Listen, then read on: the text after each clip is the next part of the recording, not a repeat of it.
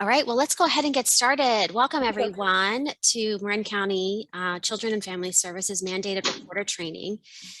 I have to tell you, thank you for being here. You've already had a full day of school, and here you are wanting to continue education and connect with our one of our agency partners over at Children and Family Services. So happy to have you here. My name is Michelle Drake. I'm with the Marin County Office of Education, and I support wellness and health programming in our schools. This webinar, just so you are aware, is being recorded, and it will be available on our website by tomorrow. And so today we have an opportunity to hear from three of our agency partners from Children and Family Services. We have Melanie Schmidt. She is the unit supervisor. Sarah Colton. She is a social worker. Haley Mears will be joining us momentarily. She is a program manager. There will be time for us to connect after the session here. So if you have questions, feel free to put them in the chat, and we'll probably open it up to live conversation towards the end. So thank you so much, Sarah. I pass it on to you. Thank you so much. Thanks everybody for having me. As you know, I'm Sarah Colton. I am one of the primary hotline screeners when you call and make a report of abuse or neglect. My coworker, Lori Crone, was called out on a family emergency, so unfortunately she couldn't be with us, but generally the two of us do these trainings together and we love doing them. So Melanie Schmidt is my unit supervisor and she's sort of filling the role of Lori right now. So I really like these trainings to be very interactive. So interrupt me, ask questions. If you've gone through a scenario that kind of fits with what I'm talking about and you want to ask it right then, just bust on in. Melanie, put your questions or comments in the chat, and Melanie is going to monitor the chats, and then she'll just like give me a timeout or just like interrupt me, because we want to make sure that you have like live up-to-date information and you feel like at the end this is a really well-rounded training. So let's make this a lively discussion, and yeah, just bust in. So today we're just going to define what child abuse and neglect is specifically in California. We're going to go through some local Marin County statistics, just like the types of calls we get and how many. We'll go through what the signs of abuse and neglect are that you might see from the kids that you work with. So the legal definitions, and then also some sort of indicators of what to look out for that makes you concerned. Those are the risk factors, and then just when and how to report to us. And then at the end, a little bit of an understanding of what happens after a report is made. So after you get off the phone with us. So our role at Marin County Children and Family Services really is just to investigate allegations of abuse and neglect by parents or caregivers in the home.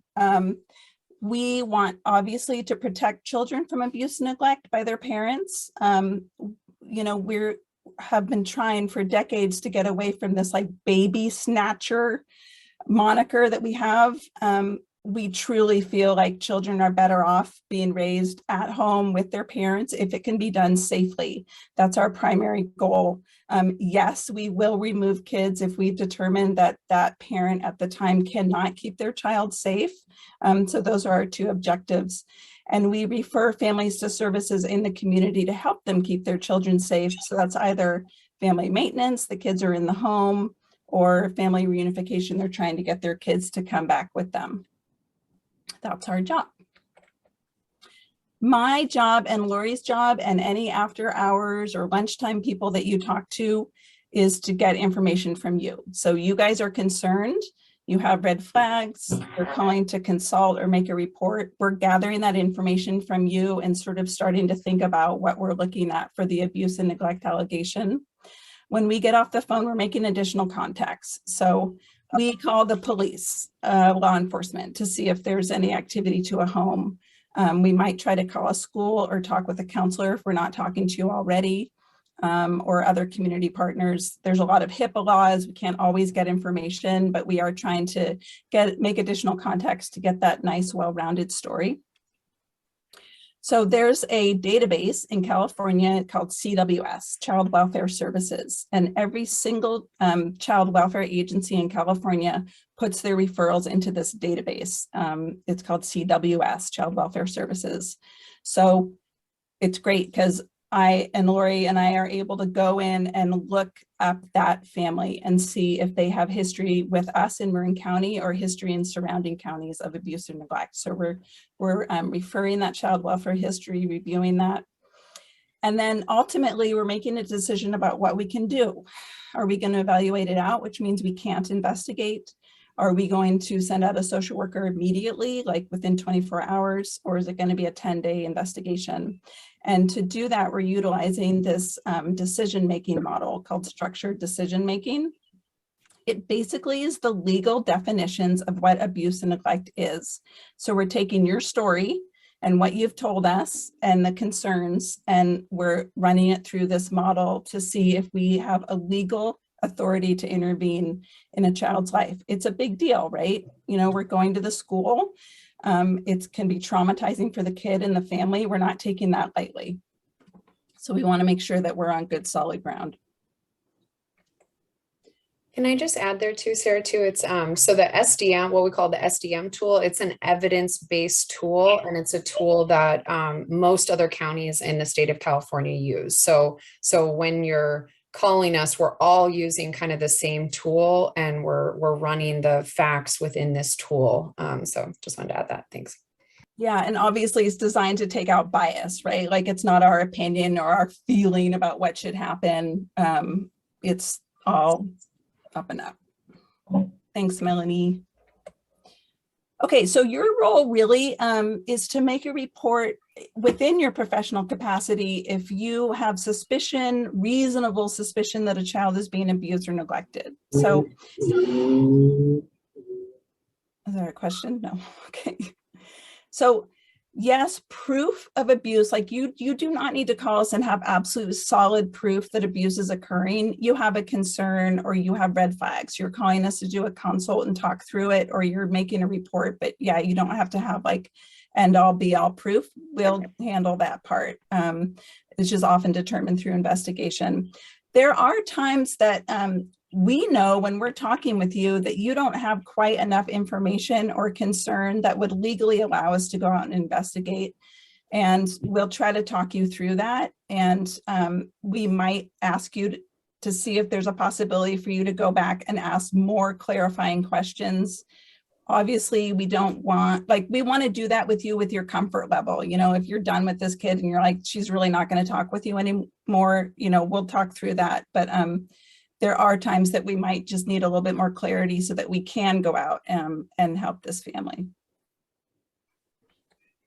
Okay, so these are our statistics about what happened on the hotline last year in 2021. So this is where I like to stop and say, you make a phone call to us, that's a report or a referral.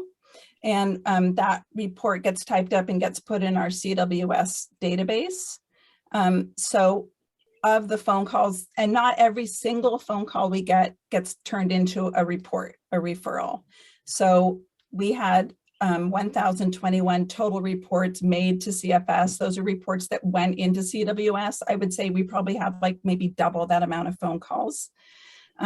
So of those roughly 1,000 reports, 365 of them reach that benchmark of legally allowing us to go out and do an investigation. So you can see that's about 36% of the total reports that we put into our system. So you make a report, that's a referral. We go out and investigate it. And then after the investigation, the social worker can either close it or they decide that the family needs continued intervention and they're going to turn that into a case. So you have a referral and a case. And the case is, we go to court, we write a petition, everybody has an attorney. They go through all that process so that a social worker can be assigned to the family and continue to work with them over a matter of months. So of those 365 reports that were investigated, 178 of them actually opened up as cases. The rest are referrals that got closed after they were investigated. If that makes sense. And then just at the end of year in 2021, we had 90 kids in foster care. And I put down the breakdown of the percentages of what all that is. So a lot of those are relative, grandmas, grandpas, aunties, uncles, or non-relative resource family homes. Some are put in guardianship. So that's sort of a long term, but that's not adoption, some group home and some foster family agency homes. All right. So without further ado, we're going to go through our definitions of what abuse and neglect is. So there's 4 main categories: physical abuse, neglect, emotional abuse, sexual abuse, and a subcategory we call CSEC, commercially sexually exploited children, and we'll go through the definitions of each. When you're calling us and making a report, we're kind of ticking through these and figuring out what we're looking at. So physical abuse is that the child has suffered or there's a risk that they're going to suffer serious harm. And this is important, that was inflicted non-accidentally. So if a kid shows up with a black eye and they said that they were roughhousing and you believe that story, yes, the child has an injury. Yes, it was caused by a parent, but it was accidental. They were playing and you have enough feeling like, yes, that was a mistake. But through the story, if you feel like the parent deliberately hurt this child and the child has an injury, that's physical abuse. Or if the manner in which the child says that their parent treated them physically could have caused an injury, is physical abuse as well. So this is the big one down at the bottom. Physical discipline is not necessarily considered physical abuse. And I think that this one is kind of hard sometimes. And this is where you're getting a little bit more clarity when you're talking with your kids, when they said that they were physically hurt by a parent. So as much as you or I might necessarily not raise our kids this way, you are allowed to hit your children for physical discipline. You're allowed to hit them with an object. And there's certain parameters where we begin to get concerned about what might cross the line into physical abuse. So some of these are, and these all are clarity questions that you can ask your kids and report back to us if it feels appropriate. So the stuff that we're looking at is the manner in which the injury was afflicted. So if they were hit with an object and they said they were hit with a belt on the bottom, versus being hit with the metal part of the belt buckle on their head, that's going to cause more of an injury. Those are the kind of details that are really helpful for us to know. You can ask if they have had an injury or if they currently have an injury. If it feels comfortable to you, you can ask to see the injury. You never want to make any of your kids feel uncomfortable. You're not going to ask them to drop their pants if it's not appropriate. But if it is in a spot where it feels comfortable to show, you can always ask, you know, do you have a mark or injury? Can I look at it?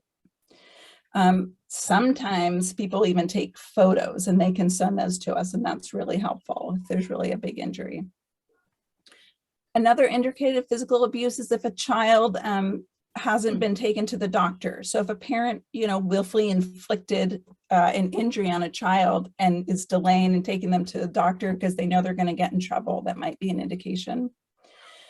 If there's a changing story, so you might have a child that tells one of you one thing, talks with another teacher or a counselor at that day and tells a wildly different story, or even like some of the details are changed, that might be a bit of a red flag. And we touched on this, if they have injuries that are more serious than minor bruising. So minor bruising is like a little tiny dot, or they get hit and there's a red mark that fades, within an hour. That's considered minor injuries or minor bruising. But if they have something beyond that that continues to last, that's the kind of stuff we need to know about, especially if it's in the shape of something. So we do have some photos coming up. There's 3 of them. Oh, that scared me. Is someone asking a question? No, I'm going to go on mute. I'm just going to go on mute. Okay. Thank you. Okay. So these pictures are just to illustrate what we're looking at when we mean like marks more serious than minor injuries and in the shape of something. So this is a bruise. It's big. You can see it's the size of a fist and most likely was caused by someone punching. These are not our own kids. These are stock photos from the internet. This is where a child was spanked or hit, but it's left a red mark, but that red mark's not going to go away quickly, and it's clearly in the shape of fingers or a hand. And this is like hitting with like a cell phone cord. You can see the loops, cell phone cord, or like some kind of other cord or string. All right, we're done with the pictures. Before we move on to neglect, are there any questions about physical abuse? Okay, I don't do want have to a quick question. Yeah. Thank you. This is something that often, I'm a counselor at a school, and often teachers will say that their understanding is when parents are not, or guardians are not allowed to use an implement as part of discipline. And what I've explained is what you shared, and I just want to confirm that that's accurate, that you're saying it is accurate that as part of discipline, even if we don't think it's best practice parenting, parents can discipline with physical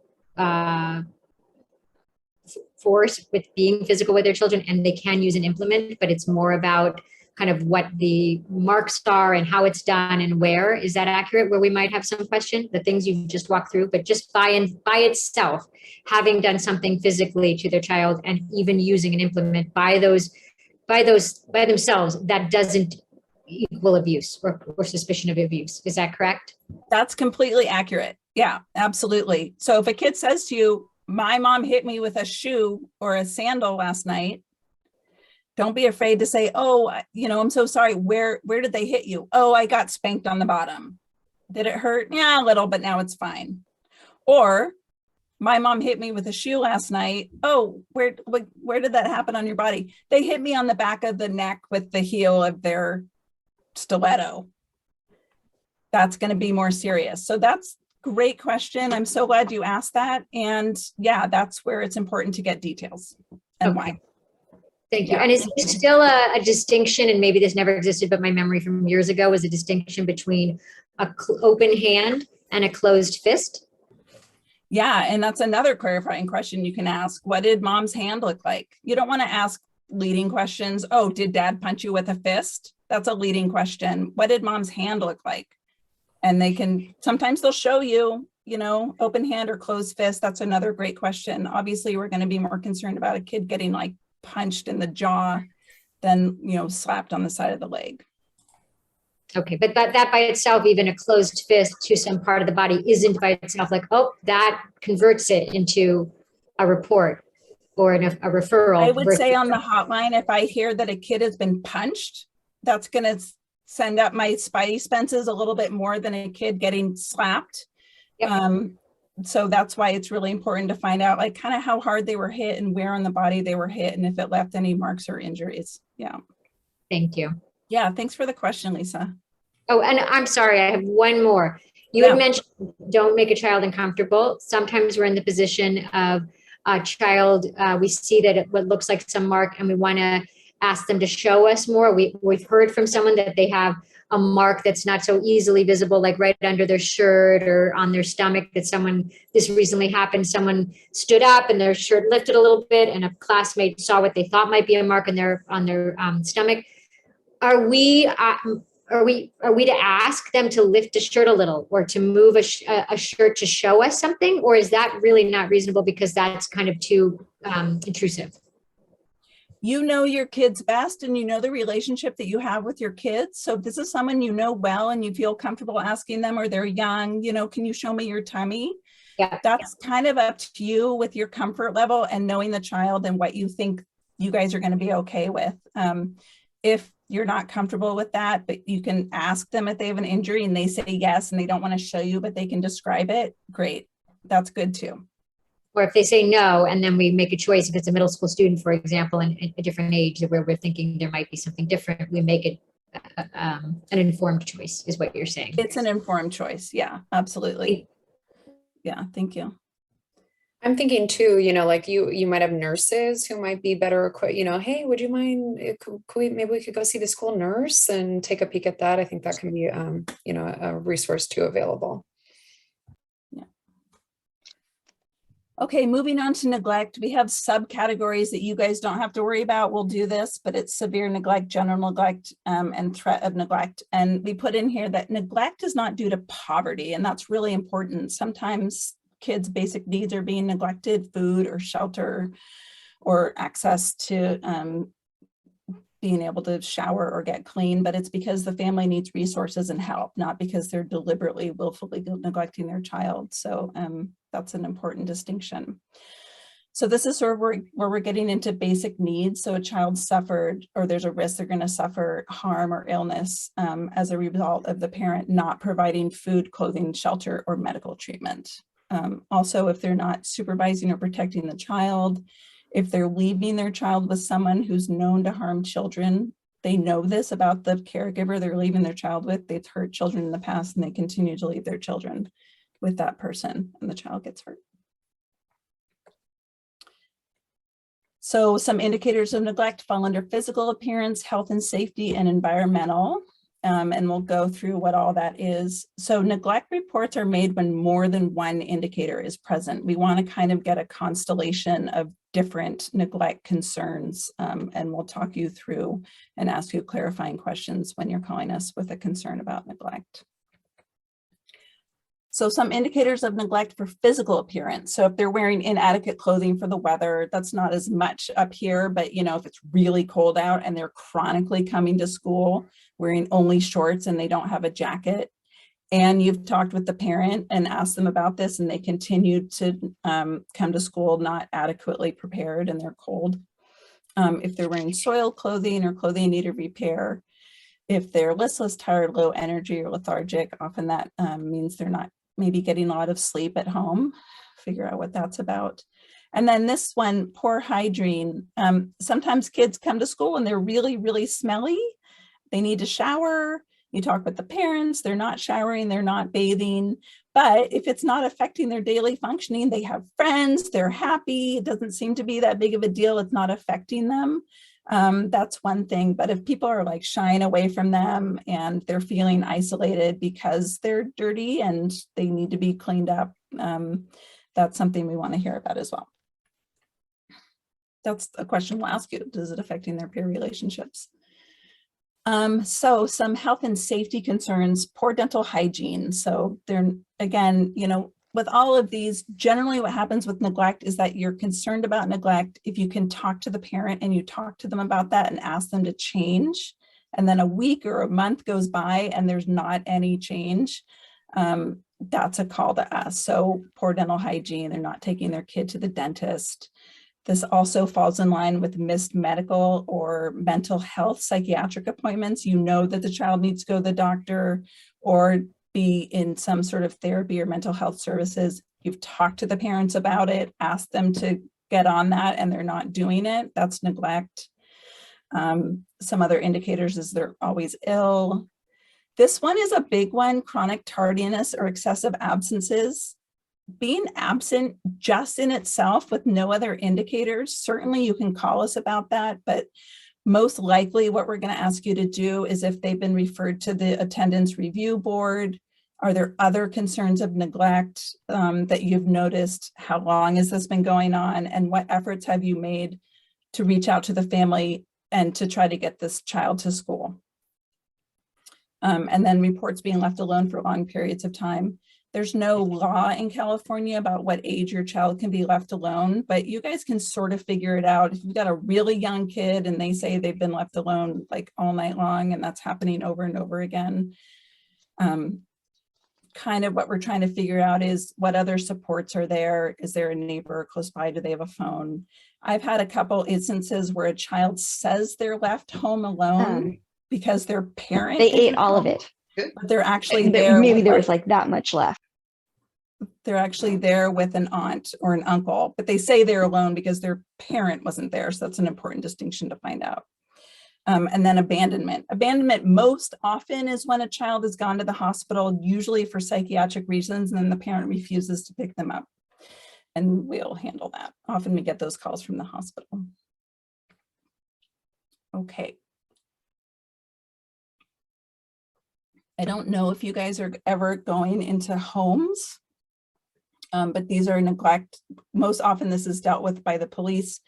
Sometimes since we've had kids on Zoom, you sort of see a little bit of the house and things that are concerning, but you might hear about some of this stuff too. So medications in the reach of a small child, guns or other weapons that are not properly stored. Parents have guns. They have weapons, but again, we need to know if they're locked away, if the ammunition is locked separately, try to get those details. If a child is talking about, you know, dad or mom having a gun, where is it locked? Where's the ammunition? Have you ever seen it? And then this last one, driving under the influence with children in the car. Most often this needs to be reported to us by law enforcement because they're the ones that can actually assess that the parent has driven while intoxicated. You might have a red flag that that's happened, but we can actually get that blood alcohol level when law enforcement pulls them over. Sometimes we get this question like, what do I do if the parent shows up to school and they're picking up the child and we know that they're intoxicated? So it's kind of a rough answer. If you stop that parent from driving with the child, of course, you're keeping that child safe. And you can call us and say the parent was intoxicated when they came to pick up the child, but technically they haven't actually driven under the influence with the child in the car. If you can't stop the parent and they absolutely take the kid, you really strongly feel like they're intoxicated and they drive off, just immediately call 911. Let them know, the description of the car, license plate if you can.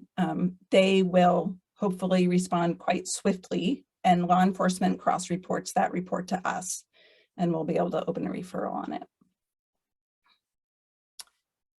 We're moving on from neglect. I know that was a lot of information. Any questions? Okay.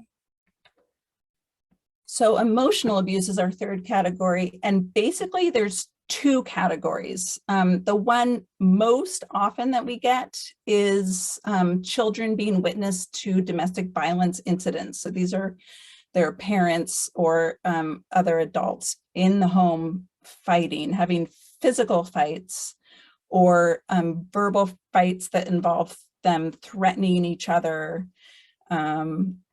So if a child says to you that their parents have been fighting, it's really helpful to ask some clarifying questions. So we want to know if the police were called, because that means we either have it or we're going to get a call from the police.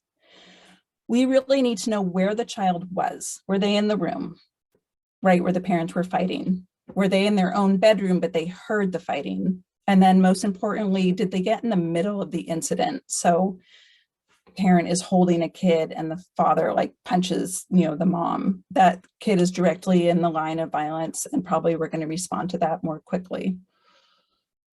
And then the other type of emotional abuse is a parent berating a child to the point where the child it's affecting them emotionally. So they're severely anxious, they're severely depressed, they're being aggressive towards others, they're suicidal, or they're self-harming, and they can actually give you a statement back to, they're feeling this way or they're acting this way because of the way their parent is treating them.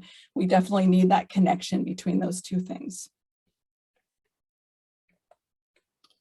So some indicators, we went through a lot of this. We're going to ask you, especially therapists or counselors, are they clinically anxious or clinically depressed? What does that look like?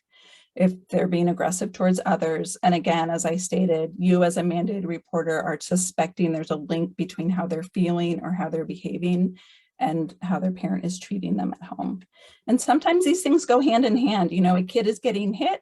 Of course, that's physical abuse, but it's also emotional abuse because they feel terrible about themselves and they want to hurt themselves. So it's often not just one. Okay, any questions about emotional abuse before we move on? Yeah, I have a staff member that wanted me to ask you something. So a student came to a teacher after witnessing a violent act from father to mother before school, and somebody told her to report and let them investigate, and CFS told her that she didn't have to report as the act wasn't towards the child. And she was kind of shocked to hear that, and she wants to know why she was told that. It's really hard to answer that without actually knowing the details of what the report is. Yeah. Sometimes, the only thing I can think of, sometimes we'll have a parent in the home and they have maybe a boyfriend or a girlfriend, and that other partner doesn't live in the home and isn't a parent or caregiver. So legally, that's not a domestic violence incident between two parents who live in the home. So then we're moving on to whether the mom is being protective. Is she asking the boyfriend to leave? Are they breaking up? Is she getting a protective order?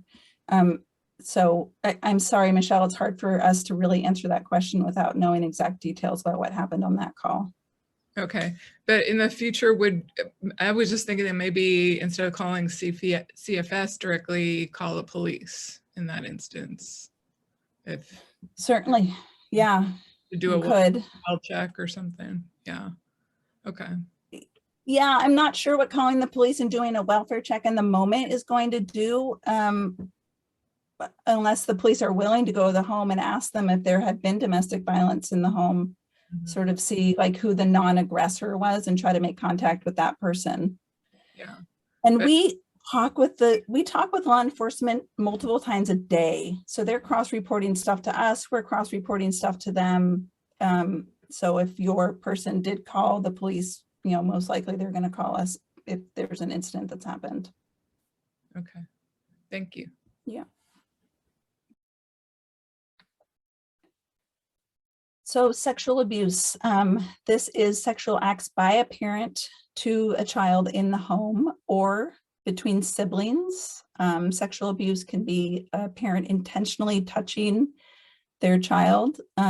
And it's so hard to ask these questions sometimes, but it really is helpful to know details. So what was the touching? Was it over the clothing?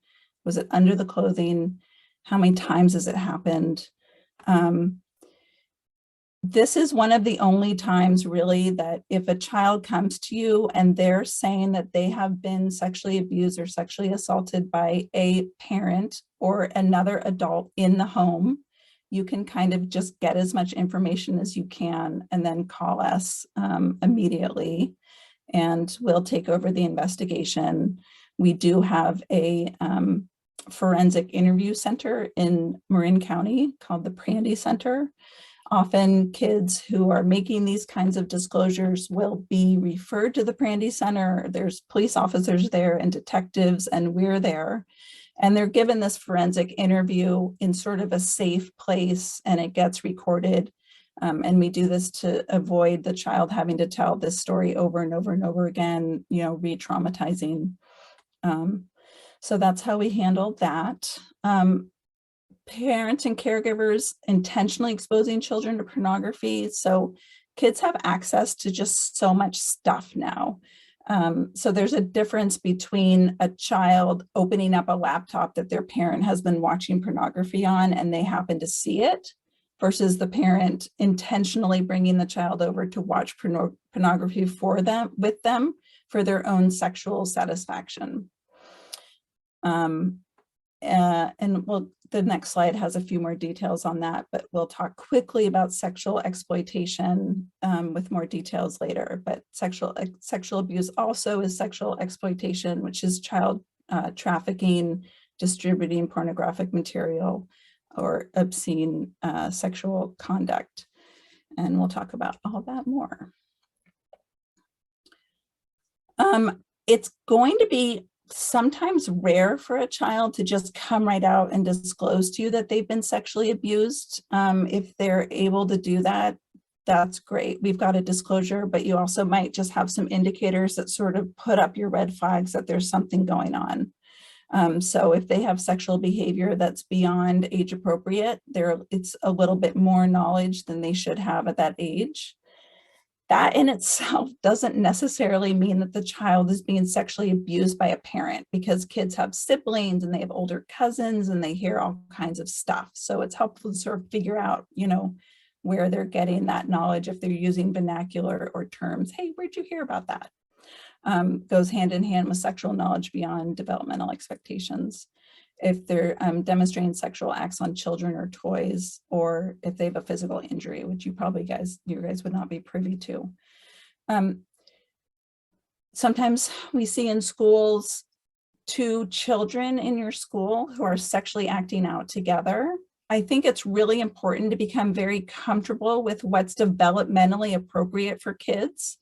Kids explore each other's body, they explore their own bodies. Some of that, again, is very appropriate. Where we want to hear about it is if one child is being coercive or violent or cornering the other child. Yes, it's sexually acting out between two children, but what we're worried about is the child who's sort of being the perpetrator if they're being hurt, which is causing them to act out towards this peer at school. If that makes sense. Okay, so going on to our little subcategory of CSEC. So children in Marin County do experience CSEC, being sexually exploited. It's very rare that they're going to come right out and tell you that this is what is going on. It's really hard for them to get out of this lifestyle. We have a whole task force that surrounds these cases and these children and these families to help them. And this is the only time, if you suspect a child is CSEC, that you're going to call us. You're not suspecting abuse or neglect by a parent or caregiver. You're worried that they're being exploited by somebody in the community. Give us a call, make the report, and we'll take it from there. So again, they're not going to necessarily come right out and talk to you about it, but you have indications. So they're tardy frequently, and when they come back, they will talk about certain things. And I think I'll move on to my definitions. So this is some of the stuff that are going to give you red flags. If they talk about having an older partner, or, you know, disparaging ages, if they're turning away from their friends and family that you know, if they have secretive cell phones or second cell phones, if they have money or clothes or jewelry, or running away a lot. Again, it's sort of a constellation of all these different pieces that will begin to make you feel like, oh, I just feel like there's something going on here. When you call us, we actually have a CSEC tool that will take you through if you have time. It's a little more time consuming, but it's important, and it just sort of asks these questions, and it gives us a number at the end of what our risk is for CSEC for this child. I think often the pattern that we're seeing most is that kids leave on, like if they're running away to be with their pimp or their John, they're leaving on a Friday, they're gone all weekend. You might hear this from the parents, or they're truant on Fridays and they're coming back on Sundays in different clothing, and the parents don't know where they are. You know, you might be having those conversations. Make sense? Okay. So those are all of our definitions. This slide, which I think is really interesting, just gives you a little bit of an idea. Last year, all of our calls cumulative and what the breakdown has been. And so up in the corner, you'll see it says substantiated and inconclusive. I'll explain that in a minute. But this is sort of a breakdown of what our general calls that were investigated ended up as. So a lot of emotional abuse. We think that's most likely domestic violence during COVID. Everybody was at home, parents fighting, kids are there seeing it. And then some general neglect and physical abuse. And then our caretaker absence, severe neglect, smaller bits up there. Okay, this fun big slide. So we've gone through a lot of this, but it bears repeating. So as a mandated reporter, you are meeting your mandate if you either make a report to us or to law enforcement. There might be some times that you call us and you're worried about a child that was raped by a peer. That's something that's going to go to law enforcement, and we'll explain to you why, but it does still meet your mandate if you do call law enforcement. Again, we're taking reports of abuse or neglect by parents or caregivers in the home. Please call us as soon as you possibly can. You might not think it's something that's immediate, but we know that it is, and we're going to want to come out to the school possibly that day. So the quicker you can call us, the faster we can make that decision and take action if needed. Generally, how it goes is you're calling us and making a verbal report, and then you're following it up with your written suspected child abuse report. You can include attachments or photos and email that into us. Obviously, a child is anyone under the age of 18. Please make the report to the county where the child resides. It's most likely with your kids. If they're going to school in Marin County, they live in Marin County, but sometimes kids live in other counties, or the incident happened in another county, but we can talk you through that as well. So you can't be compelled to make a report if you don't think there's abuse or neglect happening. So a supervisor can't come and tell you, hey, I think this is going on. Could you make this report? And you're like, well, I don't think that is happening. You don't have to make that report. Your supervisor can call.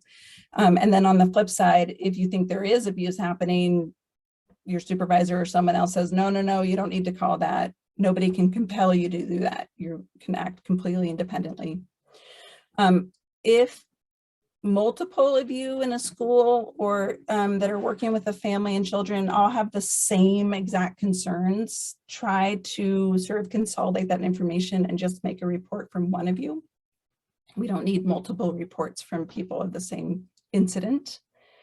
In your work, you cannot be anonymous, but your name is always held confidentially. And you'll have immunity from liability for making a report to us. Sorry, I had to look at the bottom of my screen, I couldn't see it. And yeah, in split custody, we might try to ask you where the child lives most often, with mom or with dad. That helps us figuring out exactly who and where to respond. So you guys are all seasoned pros, you know a lot of this already, but we felt it was helpful to just give a few ideas of what to do if you're suspecting abuse or neglect. So obviously try to take the child away and talk with them privately. Use those open-ended questions, what happened, when, how often, and then just this magic word, tell me more about that. Tell me more about that, and then just stay quiet and kids will fill in the blanks. And don't ask leading questions. Obviously, let them talk to you about it in their own words. You can parrot those words back to us when you're making a report. That's really helpful. Sometimes kids are really savvy. They know that you might need to call CPS. They might ask you about it. And that's sort of up to your purview for how you're going to handle that. You know, obviously, thanks for talking with me about this. This isn't what happened to you is not your fault. If kids know that you're calling CPS, you can sort of talk to them the way I talked to you at the beginning of this training. You know, CPS really tries to help families. Your mom might need help, or your dad might need help, or you need help. But that's what social workers do. Just hopefully that's reassuring to them. But, you know, if the kid says, if you call CPS and the parent's going to do this, because this is what they've done in the past, that's really good information for us to have. You can include that when you call us and make your report.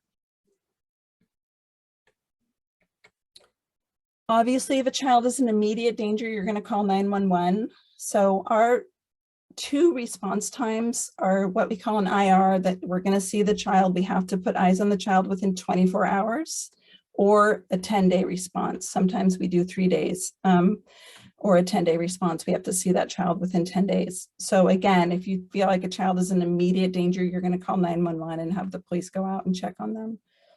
And they'll call us if they need to. We're open 24 hours a day, 365 days a week. So that's our phone number and our fax and our email. Sarah, can I ask you a question? Yes, please.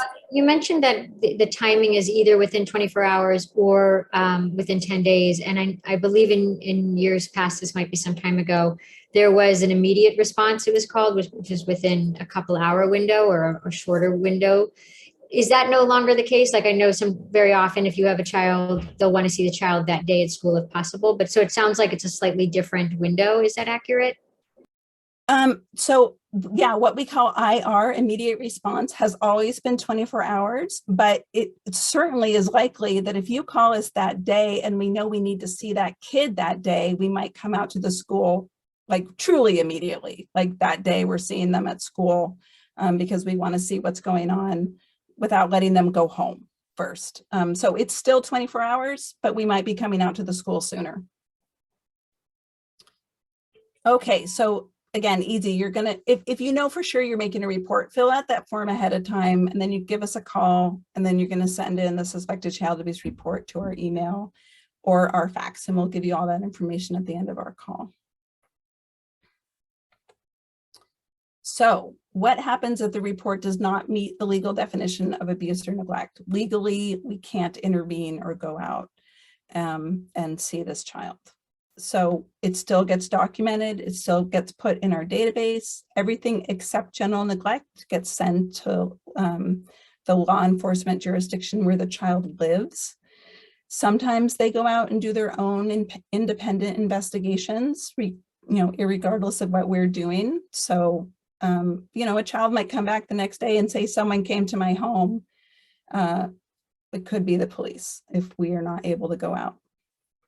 Then we're going to send you what's called the mandated reporter letter. We're getting your emails and we're sending these through email. So you can open that attachment. If you get that mandated reporter letter and it says we're not responding, feel welcome to give us a call if you're curious. There's limited information we can share with you, but we can talk you through that a little bit about why we weren't able to respond. That's a good opportunity for you to sort of increase your education. And then also if there's other details that you have, you can share that with us. And sometimes we can look at that again because we have different information. But we want you to feel good at the end of it, like, why is this happening, so that you have a more clear idea of what we're doing at CPS. So if it does meet the legal definition of abuse and neglect, as I said, we're going to go out within 24 hours or 10 days. We're going to notify law enforcement. Sometimes law enforcement's going to go out with our social worker, depending on the safety concerns.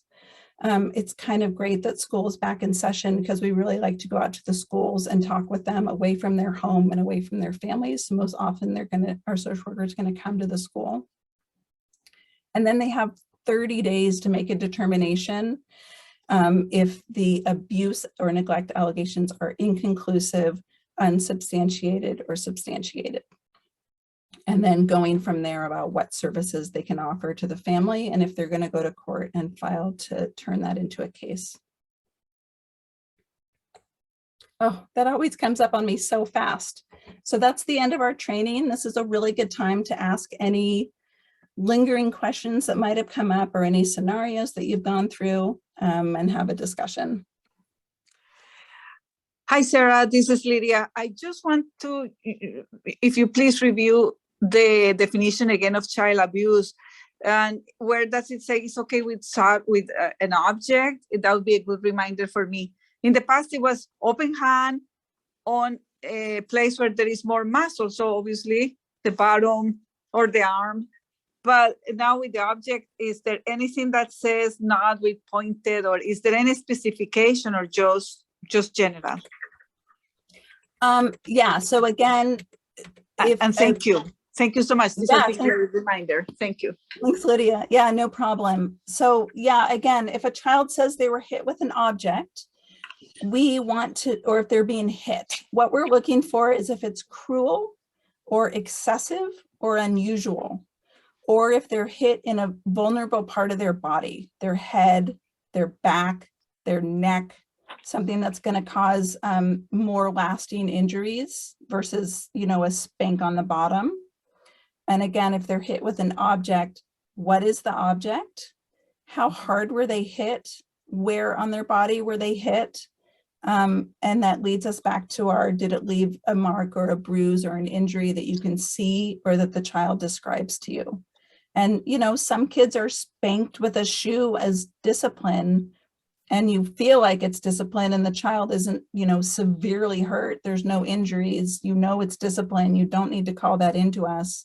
But if you feel like it crosses over the line and sounded excessive, or it sounded like they were hitting a part of their body that's going to cause an injury, you need to give us a call.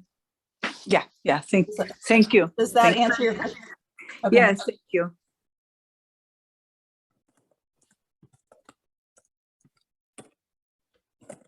Anything else? This is your time. Can we go over emotional abuse or what constitutes emotional abuse? Yeah. So again, the two main types are domestic violence. So a child witnessed their parents physically fighting or seriously verbally fighting. And a serious verbal fight is really the parents making threats to each other. And we need to know where the child was during that domestic violence incident. Did they hear it? Were they in the room? Were objects thrown? Were they in the path of violence? So if an object was thrown, was it thrown near them? Were they in the middle of the parents? Did they try to get in the middle of their parents and break that up? That's emotional abuse due to domestic violence. And then, yeah. So for you guys, emotional abuse is pretty much centered around witnessing domestic violence, but not anything else. Is You know, that right? Liz, it just happens that most of our emotional abuse allegations have ended up being domestic violence. It's less common that it's this other type of emotional abuse where a parent is being, verbally berating their child or constantly putting them down or telling them, you're awful, or you're stupid, or you're no good. Another example is, I wish you would just kill yourself. That happens. That is emotional abuse. And it's the parents treating their child one way and the child having a direct effect on their emotional well-being. So they're severely anxious, they're severely depressed, they're suicidal, they want to self-harm. And they're able to verbalize this and make a connection between how they're feeling or what they're doing and what their parent is saying or doing to them.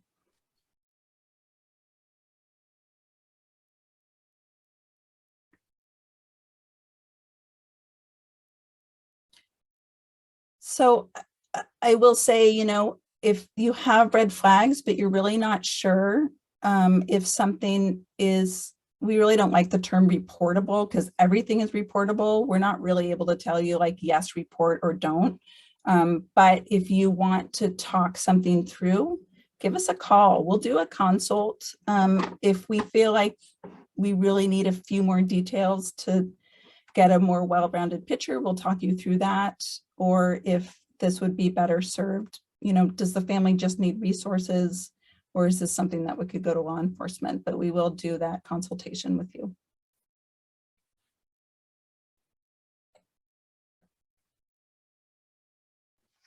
Yeah, I want to say on that, thank you, because I had made consultations and I really appreciate having your opinion and talking about something. So great. Thank you. Great. We'll continue doing that. Thank you so much.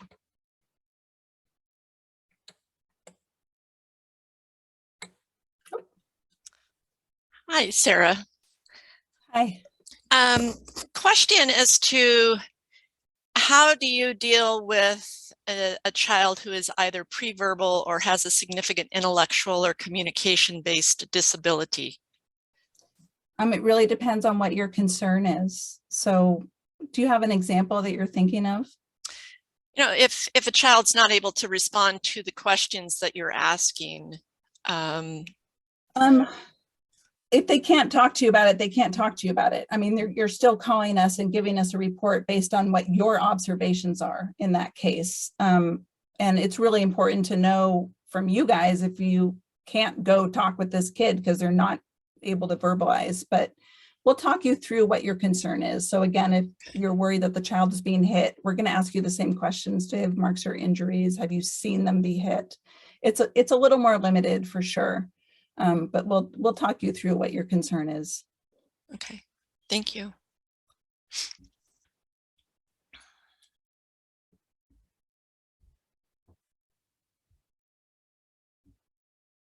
Well, if there's no other questions, I guess we'll sign off. I want to thank you guys so much for this opportunity. And yeah, give us a call when you have concerns. Thank you so much for providing very this much. opportunity for our team and our schools to be able to really connect with the people who are taking our reports. It's really important to develop the relationship and really understand those finer details that we as educators might not understand. So the clarification is so important, and thank you so much. And yes, I will get this, the presentation slides as well as the recording out tomorrow. Great, sounds Thank good. you. Thank you guys again. Thank you. Bye. Thank you. Thank you, everyone. Thanks, awesome teachers. You're so awesome.